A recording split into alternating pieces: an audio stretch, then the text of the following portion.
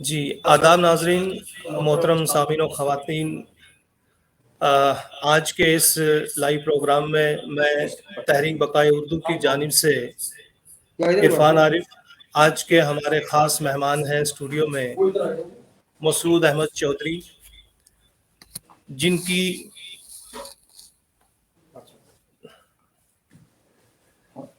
بہت ساری خدمات ہیں قوم اور ادب کے تئیں۔ بہرحال میں صرف اتنا بتاتا چلوں کہ یہ لا گریجویٹ ہیں، اور اس زمانے میں کہ جب تعلیم کا دور دور تک ہمارے خطوں میں کہیں کوئی ذکر نہ تھا، محکمہ پولیس میں بہت ساری انہوں نے خدمات انجام دیتے ہوئے ڈی آئی جی اور اے ڈی جی پی کے عہدوں تک اپنی رسائی حاصل کی۔ اس کے بعد اپنے اس خطے کو پروان چڑھانے کے لیے انہوں نے جو خدمات انجام دی ہیں وہ آج ان کے اور ہم سب کے سامنے ہیں۔ گجر چیریٹیبل ٹرسٹ ان کی ایک دین، اور سب سے بڑی بات یہ ہے کہ جس کے حوالے سے آج ہم یہاں پہنچے ہیں، یہ بنیاد گزار ہیں وائس چانسلر بابا غلام شاہ بادشاہ یونیورسٹی کے، اور جس ادارے سے یہ آئے ہیں اور اسی پیٹرن پر چلتے ہوئے اپنے آپ کو منوانا، یہ بہت بڑی بات ہے۔ جی ہاں، میری مراد ہے علی گڑھ مسلم یونیورسٹی۔ تو آج ہم نے سر سید اور ان کی خدمات، ان کے افکار و تصورات پہ بات کرنی ہے، لیکن سب سے پہلے میں یہ جاننا چاہوں گا مسعود احمد چودھری صاحب سے کہ یہ خطہ پونچھ سے لے کر علی گڑھ اور ایک لا گریجویٹ ہونے سے وائس چانسلر تک کے مرحلے میں جو خوشگوار اور کچھ دشوار گزار مرحلے آئے ہوں گے، وہ کیسے آپ نے گزارے؟ ان کی کامیابی کا راز کیا ہے؟ دیکھیں، جس زمانے میں زیر تعلیم تھا، اور اس زمانے میں ہمارے پورے پروونس میں ماسوا جموں کے کوئی کالج نہیں، پونچھ میں انٹرمیڈیٹ کالج، کٹھوا میں انٹرمیڈیٹ کالج، ادھم پور میں انٹرمیڈیٹ کالج، اور بھدرواہ میں انٹرمیڈیٹ۔ تو جموں میں گریجویشن ہوتی تھی، تو یہاں پہ ظاہر ہے کہ ہم کو یہاں آنا تھا، یہاں ہاسٹل بھی تھا۔ گریجویشن میں نے یہاں سے کی۔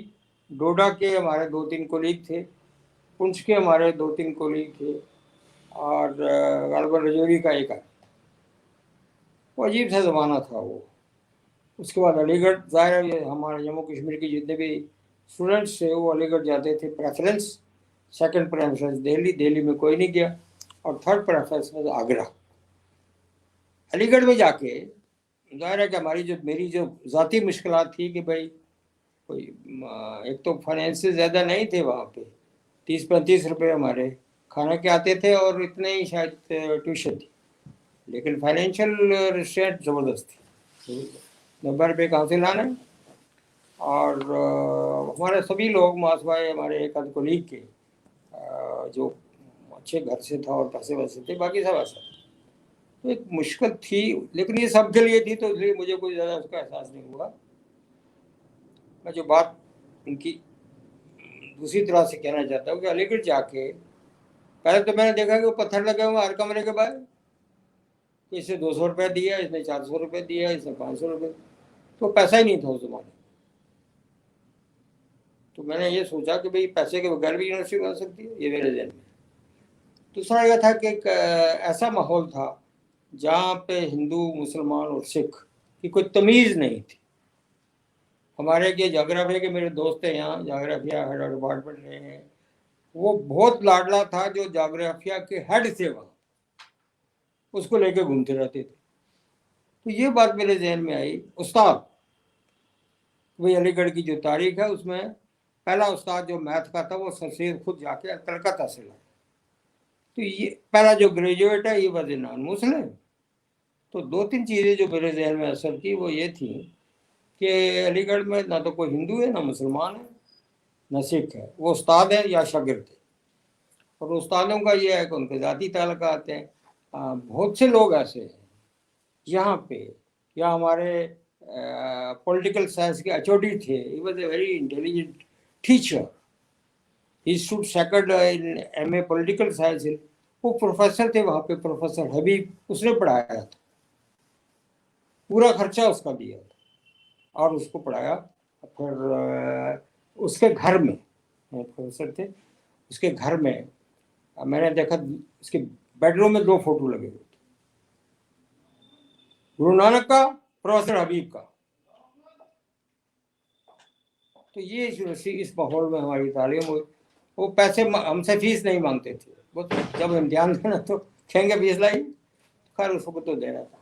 तो उस माहौल में जब मेरी ग्रोथ हुई, वन इस सेकुलर इंस्टीट्यूशन, वहाँ पढ़ाया जाता है, बच्चों को उनकी एहलियत को उभारा जाता है, और दूसरा कि भाई यहाँ फाइनेंस से बगैर भी गुजारा हो सकता है।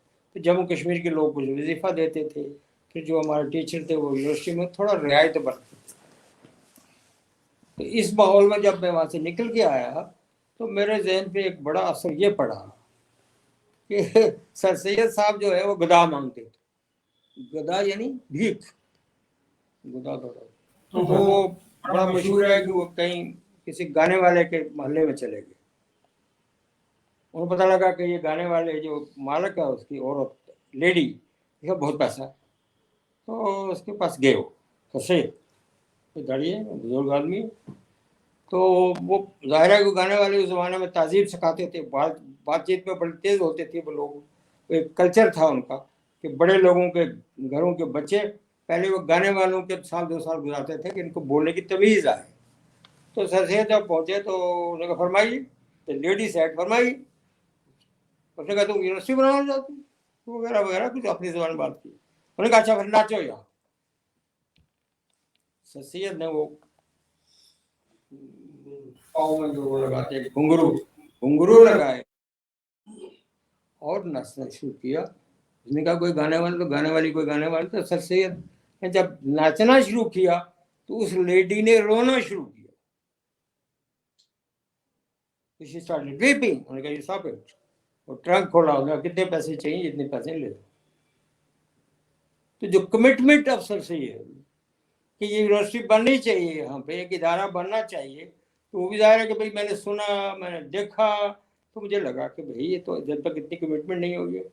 खुद से 400 रुपया पेंशन लेते थे, वॉज रिटायर्ड सब जज, तो 400 रुपया उस सदी में 4 लाख के बराबर, इसके बाद पैसा नहीं था। अब भीख भी लोगों के पास भी नहीं था। तो ये सारी चीज़ें जो है ये मेरे ज़ाहिर है कि मेरे असर में हुई। मेरी घर की गुर्बत, मेरे गुर्बत तो घर नहीं लफ्ज़ में कह सकता, लेकिन ये था कि मेरे वाला टीचर थे, 50-60 रुपये उनको तनख्वाह मिलती थी। She had a responsibility.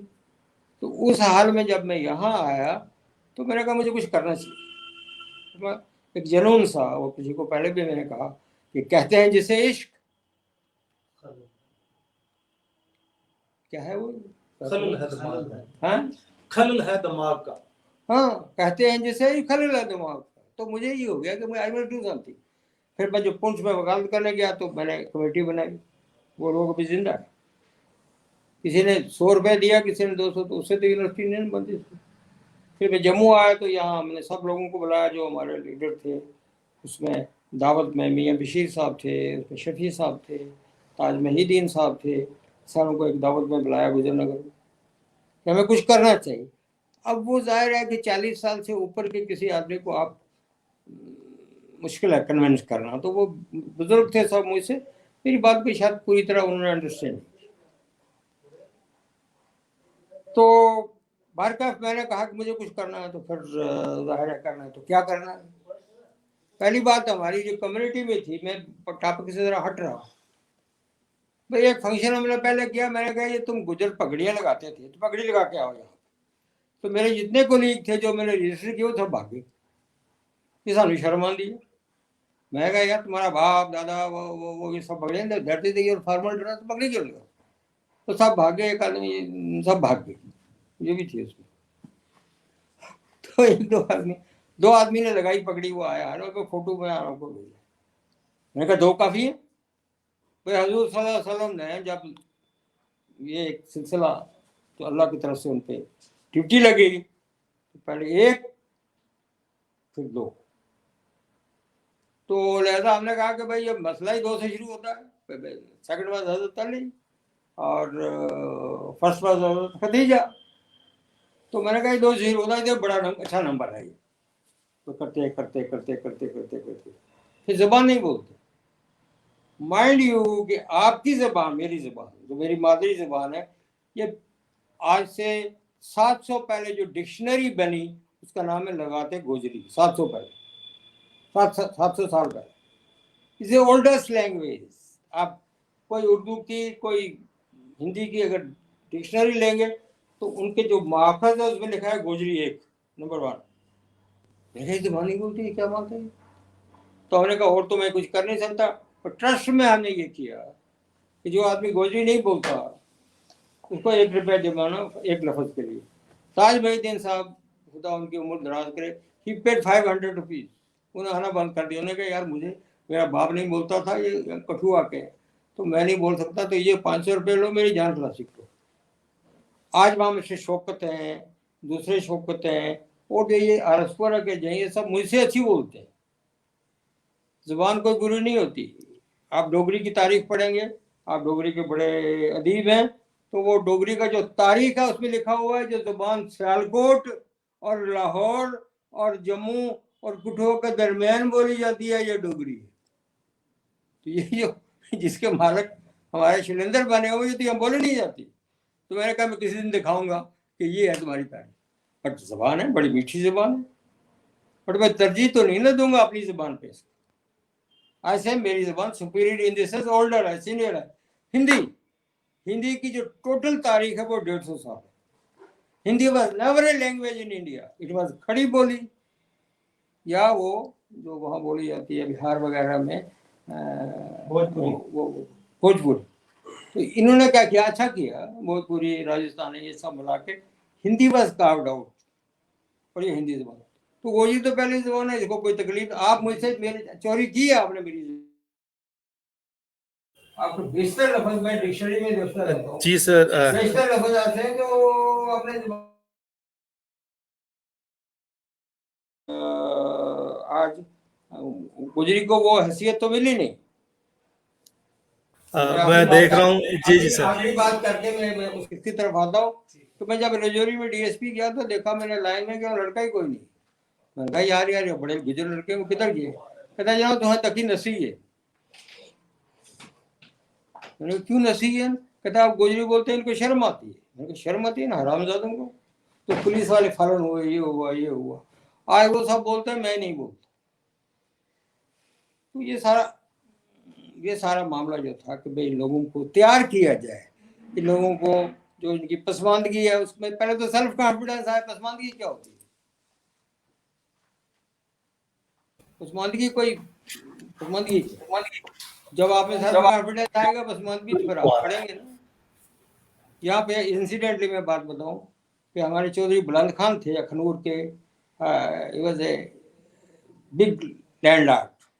اس نے ایک میل کا تالاب بنایا اور سکول کھولا آج سے 150 سال پہلے، اور اس میں شیڈول کاسٹ بھی داخل کی. اس کی پیشی ہوگی راجا کے پاس کہ تو کی کر لگا ہے. یہ شیڈول کاسٹ بھی تھے پڑھنے کی، تھے برہمن پڑھے گا یا راجپوت پڑھ گا. اس نے کیا تو میں نے داخل کر دی. پانی بھی وہاں سے کنویں سے پیتے. انہوں نے کہا ان کو سیکنڈ شفٹ میں لگاؤ. So the scheduled caste would attend the school in the second shift. تو ان کو معلوم نہیں ہے، مجھے معلوم ہے، اور کس دن میں نے ان کو آج بھی جو سکتے تو ریکارڈیڈ ہے نا ہسٹری میں. اور وہ آدمی نے چھوڑا نہیں. انہوں نے کہا یہ غلط بات ہے، بچے پڑھ رہے ہیں، بچے سب کے ساتھ. تو مہاراجا نے ان کی ایکسپریشن کر کو ذمہ تھا نا، وہ بڑا ذمہ تھا، بڑا جس نے ایک میل کا کنواں بنایا تو وہ آگے بڑا ذمہ تھا. تو یہ سارے معاملات نے مجھے کمپیل کیا کہ مجھے کچھ کرنا چاہیے. اب جو آدمی وہ کہاں گئے. جی سر، بہت اچھا. میں چاہوں گا کہ یہ مائک آن کر دیں آپ، تاکہ میری باتیں بھی آپ تک پہنچ جائیں. جی میں یہ جاننا چاہتا ہوں سر کہ جیسے کہ آپ نے زبانوں کے حوالے سے بات کی. سر آپ مائک آن کریں، مائک آن کریں سر، مائک آن کریں. جی جی جی. میں یہ کہہ رہا ہوں کہ بہت ہی خوبصورتی سے آپ نے اپنے عہد اور اپنی زندگی کے جو تجربات ہیں ان کو آپ نے ڈسکس کیا.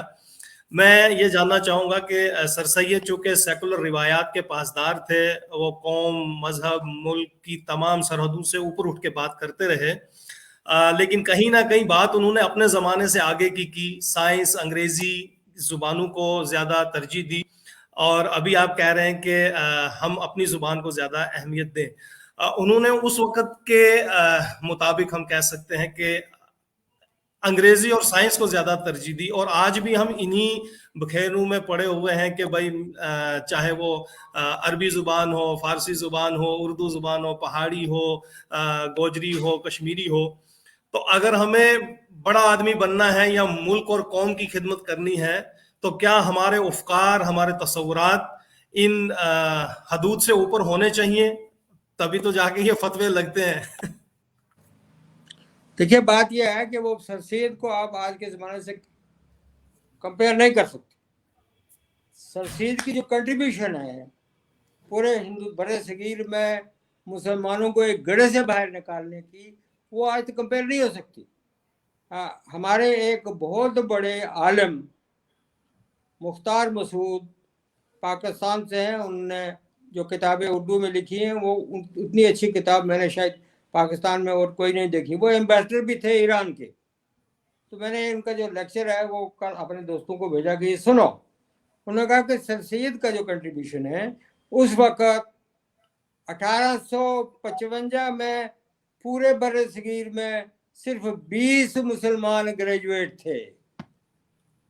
ذرا غور سے دیکھیے آپ، افغانستان سے لے کر ڈھاکہ تک number of Muslims who were graduate were only 20. On the other hand 1800 کی یہ پوری یہ صدی ہے، اس میں جو ہمارے نان مسلم تھے گجرات کے، مدراس کے، وہ 100 سال سے انگریزی پڑھ رہے تھے۔ انگریزی تھی تعلیم حکومت کی۔ اب اگر انگریزی نہیں جانتے آپ تو حکومت بن جا سکتے، آپ ٹیچر نہیں بن سکتے۔ وہ دوسری بات کہ دنیا سائنس کی دنیا ہے۔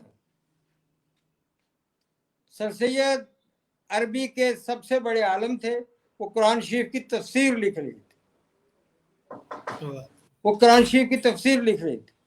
تو تفسیر لکھنا جو ہے وہ بڑا کام، تفسیر لکھنا بڑا کام۔ یہ نہیں کہا جا سکتا کہ سر سید نے جو سر سید یہ چاہتے تھے کہ یہاں جو ادارہ بنے اس میں ہمارے بچے عربی پڑھیں، اس میں ہمارے بچے فارسی پڑھیں، اور جہاں تک اردو کا تعلق ہے آپ کو میں یہ بتانا چاہتا ہوں کہ سر سید نے ہی سب سے بڑی خدمت اردو زبان کی ہے۔ ان کے ساتھ کون تھے؟ شبلی نعمانی، حالی، محمد حسین آزاد، ڈپٹی نذیر احمد، اور دوسرے مجھے اس وقت شاید سب کے نام نہیں ہوں گے۔ وہ سارے لوگ جو تھے وہ اردو کے بہت بڑے عالم تھے۔ ڈپٹی نذیر، وہ محمد حسین آزاد، حالی، شبلی، ان کا کوئی مقابلہ نہیں کر سکتا۔ مسدس سے حالی کا کوئی مقابلہ نہیں کر سکتا۔ یہ سب لوگ جو ہیں، ان سب لوگوں کو سر سید نے پناہ دی، اردو کو فروغ دیا، اور ان کی ساری کلام اردو میں۔ یہ نہیں کہ انہوں نے اپنی زبان کو چھوڑ دیا، یہ نہیں کہ انہوں نے عربی کو ترجیح نہیں دی، یہ نہیں کہ انہوں نے فارسی، لیکن اس وقت ضرورت انگریزی کی تھی۔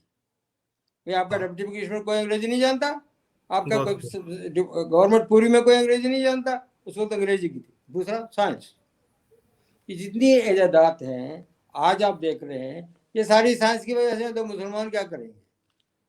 مسلمان انفارچونیٹلی ایک، مجھے نہیں کہنا چاہیے بیمار ہے، 250 سال تو آپ نے پریس ہی بند کی ہوئی تھی کہ یہ اس میں ٹائپ کی ہوئی چیز حرام ہے۔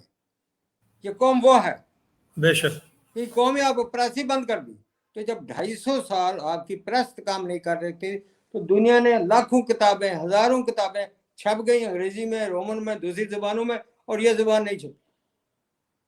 تو لہذا سر سید کا پہلی بات ہے ان کی خدمات اردو، تو میں یہ کہوں گا کہ انہوں نے جتنی عربی کی خدمت، اور دوسری بات عربی کے جو عربی کا جو فروغ ہوا ہے، جتنے سٹینڈرڈ لوگ تھے عربی کے، جن کی ریسپیکٹ کی جاتی ہے، جیسے جو چیز محمد حسین آزاد نے لکھی ہے وہ آج تک کوئی نہیں لکھ سکا، جو ڈپٹی نذیر احمد نے لکھی ہے وہ کوئی نہیں لکھ سکتا۔ بڑے لوگ ہیں، اب مجھے تو خیر میں اردو کا کیونکہ سبجیکٹ نہیں ہوں، میں نے تو یہی لوگوں کو تھوڑا بہت پڑھا۔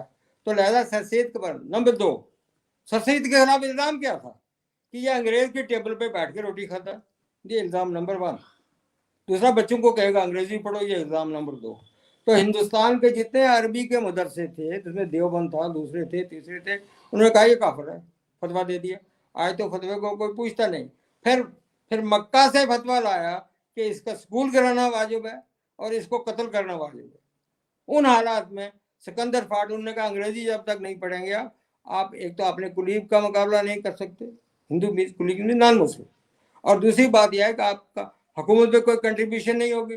तो तीसरी बात यह है कि जो साइंस का फरोग है, ये कंप्यूटर जो आप जिस पे हम बात कर रहे हैं, ये जो लैपटॉप है, ये तो 10 साल पहले इसका नाम नहीं था। तो आप घर बैठे ना तवीज़ लिखते जाएं। मैं कोई तवीज़ के खिलाफ नहीं हूँ। अब मैं देखता हूँ हजूर सल्लल्लाहु अलैहि वसल्लम ने कोई तवीज़ नहीं दिया, उसके जो खुलफाए राशिदीन थे, कि कहीं बात से आ गया, बस चलिए आगे, ठीक है, मेरे पास भी तवीज़ लगा हुआ। तो ससीद की जो कंट्रीब्यूशन है, मैं समझता हूँ वो उर्दू का, हाँ, जो मैं बात कहना चाहता हूँ, sir Syed had the best of relations with non Muslim Hindus. और जो अलीगढ़ की ज़मीन है वो एक हिंदू राजा ने, जाट ने दी। आज बीजेपी वाले कहते हैं वापस करो, अब करेंगे आप या नहीं करेंगे वो अलग बात है, लेकिन वो आधी ज़मीन अलीगढ़ यूनिवर्सिटी की गवर्नमेंट ने दी, आर्मी ने दी, वो वार की, फर्स्ट वर्ल्ड वार की जो ज़मीनें थी बची हुई वो दे दी, और आधी जो है राजा साहब ने। तो अगर वो एंटी हिंदू होते सर सैयद तो वो राजा ज़मीन देते, नंबर 1। और दूसरी बात यह है कि जो बात बिगड़ी हिंदुओं के साथ मजमूई तौर पर, जब गवर्नर यूपी जो है वो हिंदी को ज़बान बना रहा था, खड़ी बोली बनाओ, ये बनाओ, ये बनाओ, हिंदी बनाओ, बना रहे थे, लोग काम कर रहे थे, हिंदी संस्कृत से ड्राइव कर रहे थे। तो एक memorandum from all Muslim governor को पेश हुआ, गवर्नर हिंदी के हक में था। और जानते हो वो मेमोरेंडम लिखा सर सैयद के लड़के जस्टिस महमूद ने। महमूद साहब के मुकाबले में हिंदुस्तान में उस वक्त कोई अंग्रेजी नहीं लिख सकता था। तो ये मैंने हमारे जो पुंछ के शेख मोहम्मद अब्दुल्ला थे उनकी किताब में पढ़ा, हालांकि वो कोई ज़्यादा तारीफ नहीं करते थे इसकी। तो उन्होंने कहा हमें कभी मेमोरेंडम में जाना है, गवर्नर को जाना है, अंग्रेजी में जाना है, ये सब अंग्रेजी पढ़े हुए हैं, अंग्रेजी स्कूल से। उन्होंने कहा नहीं, महमूद को बुलाओ। तो justice Mahmood was called, he drafted it memorandum कि भाई आप ये उर्दू के साथ ज्यादती कर रहे हैं, हिंदी को आप इस पर प्रेफरेंस ना दें। क्या हुआ क्या नहीं हुआ, तो उससे जो हमारे अच्छे हिंदू थे, इनके दोस्त थे सर सैयद के, उनसे थोड़ा इख्तिलाफ हो। तो उसके बाद की जो तारीख है हमारे, उसमें ये है कि भाई लगता है कि सर सैयद कोई कांग्रेस के भी इतने हक में नहीं थे और ये था, लेकिन जहाँ तक उनकी खिदमात उर्दू का ताल्लुक है, मैं समझता हूँ जो थोड़ी बहुत उर्दू मैंने पढ़ी है तक, उनके मुकाबले में उस Aligarh institution, there are institutions for Urdu for development, जैसे आपका एक इंस्टीट्यूशन है, तो Aligarh was 1, Delhi was 2, Hyderabad was 3, Punjab was 4। ये 3-4 इंस्टीट्यूशन थे जो उर्दू पे काम कर रहे थे। सबसे ज़्यादा काम सर सैयद ने किया, खुद किया, उसकी सारी तारीरात उर्दू में, और उसके बाद उन्होंने यूनिवर्सिटी में वो लोगों को लाया जो सब उर्दू के दिलदार थे।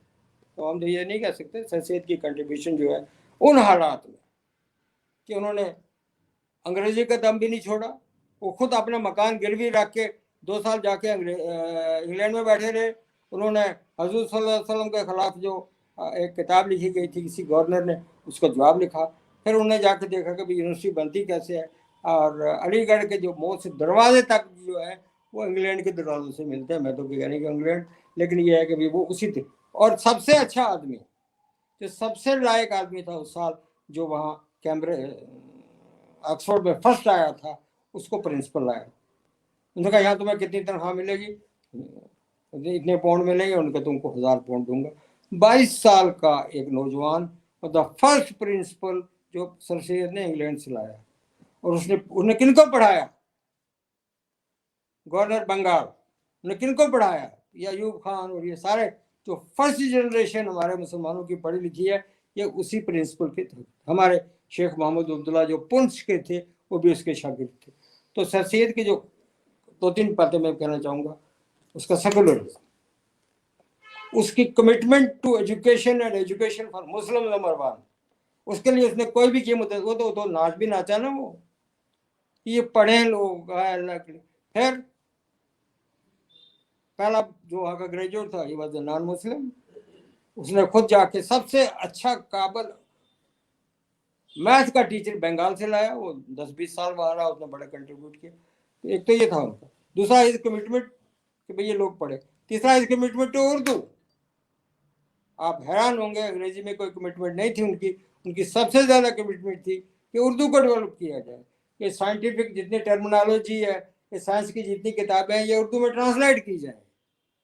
तो ये अगर आप कोई कहते हैं कि सर सैयद ने उर्दू के लिए कोई खिदमत नहीं की, तो मैं ये कहूँगा कि जितने हिंदुस्तान में उर्दू के इंस्टीट्यूशन थे, उसमें सबसे बड़ा अलीगढ़ था और सबसे बड़ी कंट्रीब्यूशन कुरान शरीफ की तफसीर लिख रहे थे वो उर्दू में, अंग्रेजी में तो नहीं लिख रहे।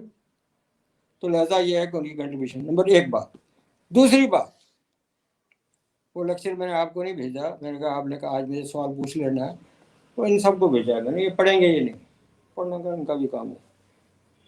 तो मुख्तार मसूद पाकिस्तान के एक बड़े अदीब हुए हैं, he was ambassador in Iran, एक खूबसूरत किताब लिखी हुई। तो वो कहने लगे, वो लेक्चर दे रहे थे सर सैयद पे कि देखो मैं कश्मीर का शेख हूँ, कश्मीर और मैं वो हूँ तालिब इल्म जो 6ठी से वहाँ दाखिल हुआ और मैंने किया, बड़े कम लोग थे। तो सर सैयद की बात कर रहे थे कि उस हिसाब से मैं सैयद हूँ भाई, मुझे कोई शेख न बोलना। ये तकरीर में है कि मैं सर सैयद के हवाले से कि उसकी यूनिवर्सिटी में पढ़ा हूँ, मुझे आप सब सैयद कहें। बात की उसने, आगे जो बात की उसने वो जो आपको समझनी चाहिए कि भाई मैं सर सैयद के बारे में क्या कह सकता हूँ। कहने लगा यहाँ पंजाब यूनिवर्सिटी में एक हिस्ट्री के टीचर थे, तो उसको एक लड़के ने पूछा ये सर सैयद क्या लगा रखा आपने। एक तालिब इल्म हिस्ट्री का अपने टीचर से पूछ रहा है तुमने क्या लगा रखा है ये सर सैयद। उसने तो हाई स्कूल बनाया खाली, उसको तो हाई स्कूल ही था ना, यूनिवर्सिटी बनने के लिए उसको 10 लाख रुपए चाहिए था, वो मुसलमानों का 10 लाख था ही नहीं, हिंदुओं के पास भी नहीं था, उन्होंने भी बड़ी लेट बनाई यूनिवर्सिटी, पैसा ही नहीं था। तो उस टीचर ने कहा उस लड़के को कि देखो सर सैयद ने क्या किया क्या नहीं किया मैं नहीं जानता, लेकिन सर सैयद ने तुगलकाबाद में एक सर्वे करवाया अपने ज़माने में कि ये मुसलमान कौन है। तो पता लगा जितने माली, जितने वो रोटी पकाने वाले क्या कहते हैं उसको, वो कहने लगा जितने मीनियल वर्कर हैं ये सब राजों की औलाद है, कोई बहादुर शाह की नजर से है, कोई इसकी है, और ये अब ये काम कर तुगलकाबाद का। कहने लगा मुसलमानों की ये शक्ल थी, that was the provocation for sir Syed. Number 2 बात जो उसने की प्रोफेसर ने, उसने कहा मैं ज़्यादा नहीं जानता भाई, लेकिन सर सैयद ना होते तो तुम यहाँ नहीं होते और मैं यहाँ नहीं होता एज ए टीचर। क्या तो change the world, change in that society. और जब सर सैयद मरे हैं, उनकी मौत हुई है 1898 में, तो कोई डिस्ट्रिक्ट ऐसा नहीं था जहाँ अंग्रेजी पढ़ा लिखा मुसलमान कलेक्टर या डिप्टी कलेक्टर। 2020 ये जितने लोग आपको नजर आ रहे हैं, जैसे अयूब खान था, उससे पहले लोग थे, सिकंदर हयात था और दूसरे थे, और 30 बड़े बड़े लोग जो गवर्नर रहे और ये रहे और प्रोफेसर रहे, ये they were the product, first product, the first batch of Aligarh Muslim. Urdu के दिल डाला थे ये। अब यही जो मुख्तार मसूद की बात कर रहा हूँ मैं, तो गिरफ्त कर, तो ये कह देना कि सर सैयद साहब के उर्दू में क्या खिदमात है तो कोई अंदाजा ही नहीं कर सकता। मैं यहाँ नहीं होता, Masood Chaudhary would not have खत्म। मसूद चौधरी को बड़ा आदमी तो है नहीं माशाल्लाह, ऐसा ही मामला है। और भी होते, बहुत लोग होते, बहुत से हिंदू नहीं होते, बहुत से मुसलमान नहीं होते। तो सर सैयद प्रोडक्ट है, उर्दू का दिल डाला है। आप जवाहरलाल नेहरू की जो कार्ड है उसका शादी का कार्ड वो कभी मैं भेजूंगा, इतनी खूबसूरत मोतीलाल नेहरू ने उर्दू लिखी हुई है जो मैं कभी सोच नहीं सकता। तो सर सैयद के जो contribution promotion of Urdu language एक बड़ी कंट्रीब्यूशन थी। और दूसरी बात यह है कि उसने एक ये नहीं हो एक कॉलेज से एक यूनिवर्सिटी से, एक तहरीक होती, एक होता है कि झुंझुड़ा जाए लोगों को। उसके खिलाफ इल्जाम क्या था, ये बड़े बड़े लोग थे सीनियर, देवबंद वाले और दूसरे और तीसरे और डिप्टी कलेक्टर जो मुराद अली और क्या नाम है जिन्होंने फतवे लाए वो पढ़े लिखे लोग थे। इल्ज़ाम ये था अंग्रेज के साथ बैठ के रोटी खाता। अरे भाई तो खुदा का खौफ करो, मतलब वो ज़माना वो था कि अंग्रेजी नहीं पढ़ना उसको। हमारा जो हिंदू भाई थे उनके साढ़े वास्ते ते अरबी की उतनी मुसीबत है, अंग्रेजी अंग्रेजों की हुकूमत है, थानू अंग्रेजी पढ़नी चाहिए, अरबी की तो मगर लगे रहेंगे। अच्छा, जो बात मैं दूसरी कह रहा हूँ, जितने यूपी में फारसी और अरबी के स्कॉलर हुए हैं वो सारे हिंदू थे। वो जमाना दूसरा था, वो उर्दू पढ़ते थे। आपके उर्दू के शायर, जितने बड़े शायर हैं वो सारे हिंदू हैं, या हिंदुओं के दामाद है या हिंदुओं के ससुर है। तो वो उर्दू का ये मामला नहीं था, ये सिलसिला नहीं था, लेकिन उन्होंने सोचा कि भाई अंग्रेजी का जमाना है, हम कहाँ भाई पीछे पड़े रहेंगे फारसी के। तो they are converted about 100 years early than Muslims, ये मुखालफत करते थे। तो सर सैयद स्टूड, उन्होंने कहा नहीं भाई उर्दू तो पढ़ो, आप अपनी तहजीब रखो, बच्चियों को घर में पढ़ाओ, लेकिन यह है कि अंग्रेजी के बगैर अगर आप अंग्रेजी नहीं पढ़ते तो आप साइंस नहीं पढ़ते, और साइंस नहीं पढ़ते तो आप कहीं के नहीं। सो इट सक्सीडेड, और मैं समझता हूँ कि वो हमारे जो साहब इंटरव्यू लेने वाले हैं वो पता नहीं कहाँ चले गए। हाँ, तो लहदा if he has any other question पूछो। क्या है, बहुत ही खूबसूरत गुफ्तगू आप कर रहे हैं, और इस हवाले से बहुत सारे सवाल भी आए हैं। बहरहाल उन कुछ सवालों का जवाब आपने अपनी गुफ्तगू के दौरान दे भी दिए हैं। एक है मुंबई से हनीफ कमर साहब हैं, आफ्ताब हसनैन साहब हैं, दोनों बड़े अदीब शायर हैं। और उसके अलावा एक और सवाल आया है, उन्होंने लिखा है कि what is the relevance of sir Syed in the present time, why should we refer him. आज के वक्त में सर सैयद की क्या जरूरत है, हमें उनके असूल और उनको फॉलो क्यों करना चाहिए। आज हम अपने ही बेसिक असूलों से यानी कहीं ना कहीं गुमराह हो गए हैं। फिर शहबाज शाजली साहिबा हैं, ये न्यूजीलैंड से आपको इस वक्त देख रही हैं और कह रही हैं कि बेहतरीन गुफ्तगू हो रही है। और इसी तरह इकबाल सानी साहब हैं, खली कंजन साहब हैं, सैयद सलीम बुखारी साहब हैं, तनवीर साहब हैं, यूनुस डार साहब हैं। तो शहबाज शाजली साहिबा इस वक्त अगर आपको न्यूजीलैंड से देख रही हैं तो वो भी कह रही हैं कि बहुत उम्दा गुफ्तगू, किसी ने आपकी सेहत के बारे में पूछा है।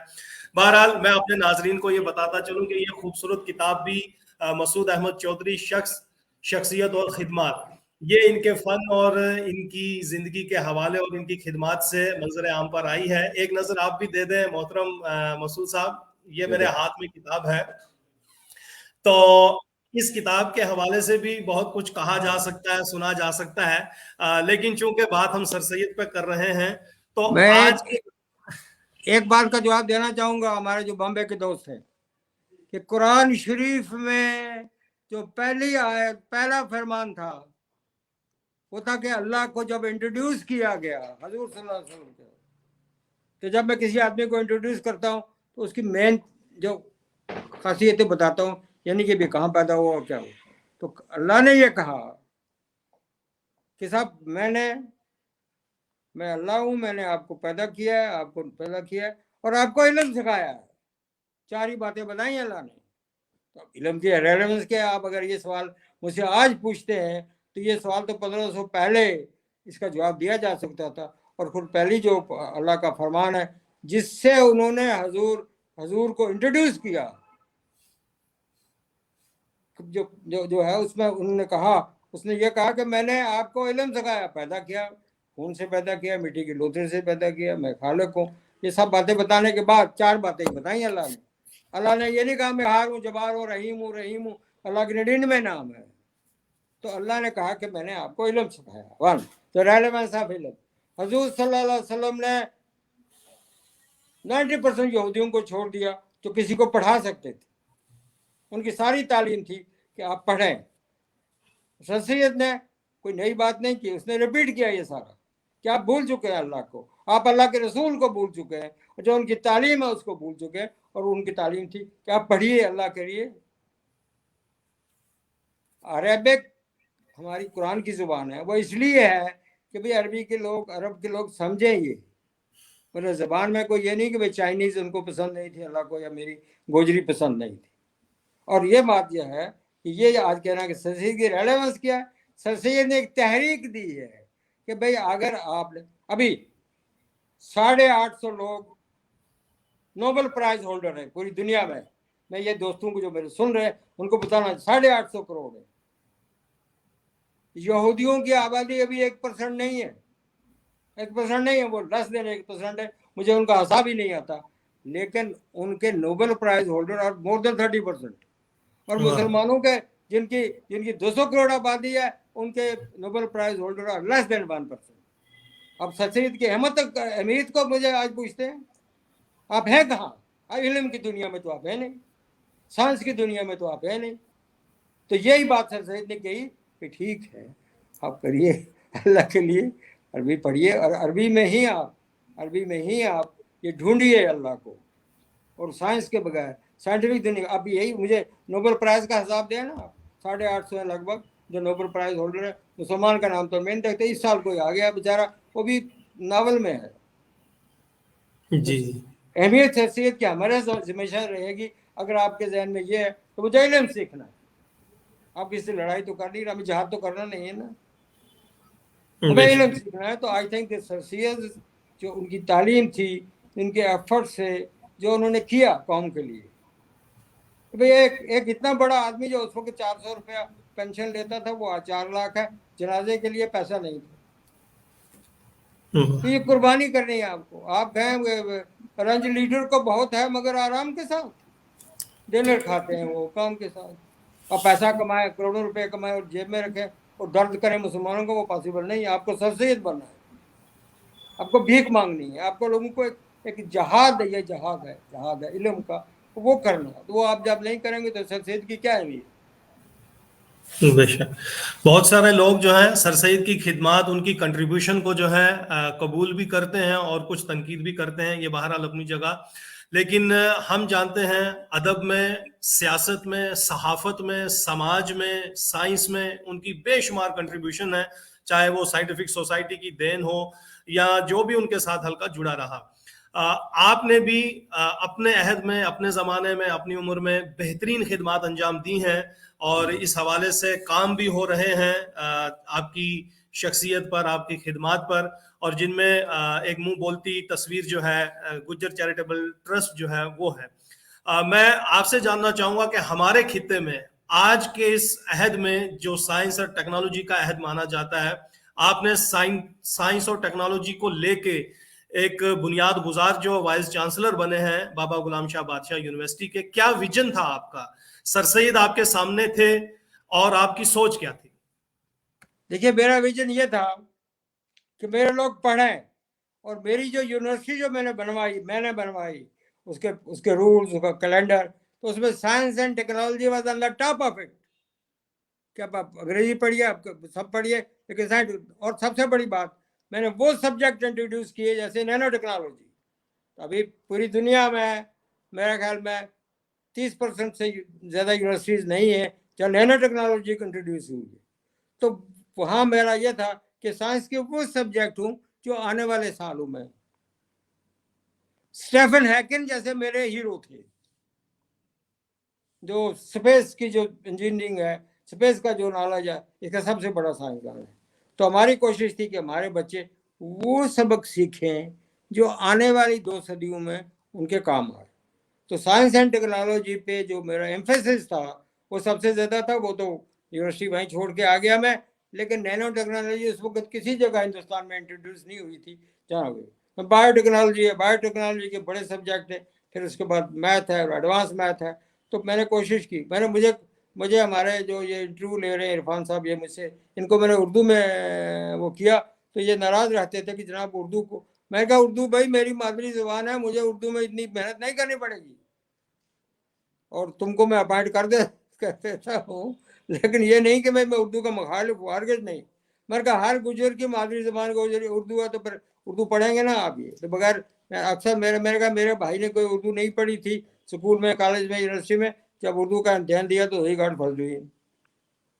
तो अभी भी आप उर्दू पढ़ा रहे हैं, आप उर्दू का फ़रोग करें। मुझसे आप बात करेंगे अलहदा मैं बताऊंगा कि जम्मू कश्मीर में उर्दू इंट्रोड्यूस कैसे की जाती है, उर्दू लोगों को पढ़ाया कैसे जाता है। मैंने कहा उर्दू एक, क्योंकि हमारी मादरी ज़बान है, हमारा ताल्लुक है इससे, तो इतनी तकलीफ हमको नहीं होगी उर्दू पढ़ने में, लेकिन वो एक तरीका है उर्दू पढ़ने का। अब हमारे जो बच्चे हैं, वो किसी को पूछो कि भाई अगर ये शेर है, मैं कभी इंटरव्यू पूछता था कि भाई गुरबत में हूँ अगर हम, तो दिल है यहाँ हमारा, तो उनको यही पता नहीं था ये कौन सी गुरबत की बात करना।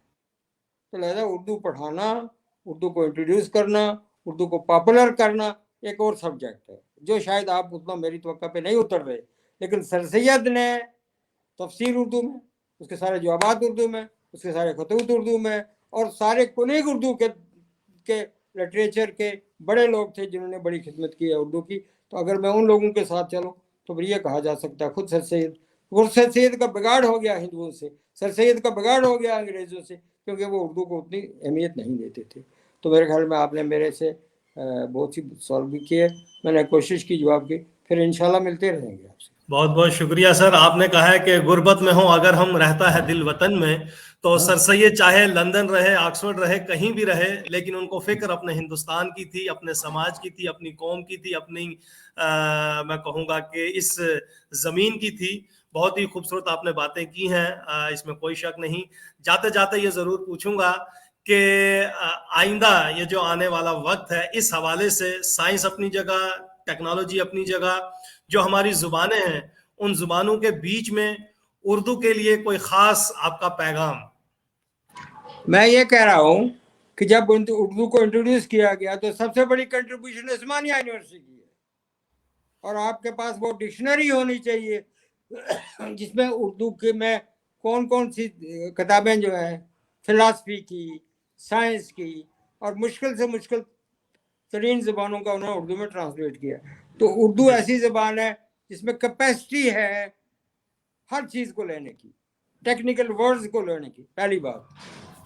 دوسری بات یہ ہے کہ ابھی اردو کا اتنا ہی فیوچر ہے جتنا ڈوگری کا ہے، اردو کا اتنا ہی فیوچر ہے جتنا پنجاب میں ریجنل بات کر رہا ہوں اتنا ہی فیوچر ہے. سوال یہ ہے کہ بھئی گدا لینے کے لیے آپ کے پاس کشکول ہی نہیں ہے، ایسا نہیں ہے کہ اردو کا کچھ. اور دوسری بات ہے کہ جو لوگ اردو پڑھا رہے ہیں ان کی اپروچ نہیں ہے. آپ کی جو تحریک ہے بڑا مبارک ہے، آپ نام لے رہے ہیں اس کا، تو لہٰذا نام لینے والا کوئی نہیں ہے. جہاں جہاں اردو کا نام لکھا ہوا پورے بھارت میں اس کو تو کاٹا جا رہا ہے. تو اس مخالفت میں میں سمجھتا ہوں اردو کے لیے زیادہ سکوپ ہے کام کرنے کا. اور یہ بتائیں کہ ہماری تہذیب کا ایک بیشتر حصہ اردو سے جا کے ملتا ہے. میں نے آپ کو موتی لال نہرو صاحب کی جو انہوں نے کارڈ بھیجا تھا اپنے بچے کی شادی کا، وہ میں دکھانا چاہتا ہوں. میں چک بست کو دکھانا چاہتا ہوں. میں دوسرے جو ہندو شعرا ہوا ہے جوش کو دکھانا چاہتا ہوں کہ جنہوں نے اردو پہ کنٹریبیوٹ کیا. اردو ایک لینگویج آپ کو ایکسیپٹ کرنا ہے. پھر باقی لینگویجز ہیں ان کا اپنی سپیس ہے. بنگالی جو ہے وہ تو نہیں کہتی ہمیں ریکگنائز کرو، because Bengali is an established language. یا ساؤتھ میں جو تامل ہے، تامل میں ہمارے راجا جی جو تامل تھے، تامل کے چیف منسٹر رہے، ہمارے صدر رہے، جب بی اے پڑھ رہے تھے تامل میں فیل ہو گئے. یہ نہیں اس کو تامل نہیں آتی تھی، تامل کا بڑا اسکالر تھا، انگریزی کا بڑا اسکالر راجا جی، تو لیکن فیل اس لیے ہو گیا کہ Tamil was such a rich language. B A میں یہ بڑے کم لوگوں کو پتا ہے، لیکن راجا جی could not qualify تامل. تو لہذا اردو کو بھی یہی صورت بن سکتی ہے. اردو جانتا کون ہے؟ میں آپ اس وقت مجھ سے نہ یہ اکھڑوائے، میں دکھا ہوا ہوں، مجھے دکھ ہے. اور آپ یہ جو چلو پر پانی لے کے سر سید کا نام لیتے ہیں یہ مت لیں. اس کی پہلے تعلیم کو پڑھیں، اس کی قربانی کو پڑھیں. تو کتنے ہمارے مسلمان ہیں یا ہندو ہیں جنہوں نے گدا کی ہے، جنہوں نے لوگوں سے بھیک مانگا ہے اردو پڑھانے کے لیے؟ کوئی نہیں. ایسے ہی یہ سب لوگ معاملہ یہ ایسا ہی ہے. مجھے آپ پرووک نہ کریں. آپ کا بڑا انٹرویو ہوا. میں یہ کہتا ہوں سر سید نہ ہوتا تو ہم نہیں ہوتے. بہت بہت شکریہ سر. مسعود ہماری چودھری طرف سے رائے بھی، سکندر نہیں ہوتا. ہمارے تمام ناظرین اور سامعین کی طرف سے بھی آپ کو سلام ہے. اشفاق چودھری صاحب ہیں، حسن امام صدیقی صاحب ہیں، اقبال ثانی صاحب ہیں، پرویز احمد خان صاحب سری نگر سے یہ سینٹرل یونیورسٹی کے پروفیسر ہیں. وہ بھی آپ کی تمام اس گفتگو کو اور آپ کے احساسات اور جذبات کی قدر کرتے ہوئے سلام پیش کرتے ہیں. تو میں تحریک بقائے اردو کی جانب سے آپ کا ایک بار پھر سے ممنون و مشکور ہوں کہ آپ نے وقت دیا. آپ اللہ کرے کہ مزید اس طرح کے انٹرویوز دیتے رہیں. آپ کی شفقت اور محبت جو ہے ہم پر بنی رہے. اللہ آپ کو صحت عطا کرے. بہت بہت شکریہ سر، بہت بہت شکریہ. مہربانی.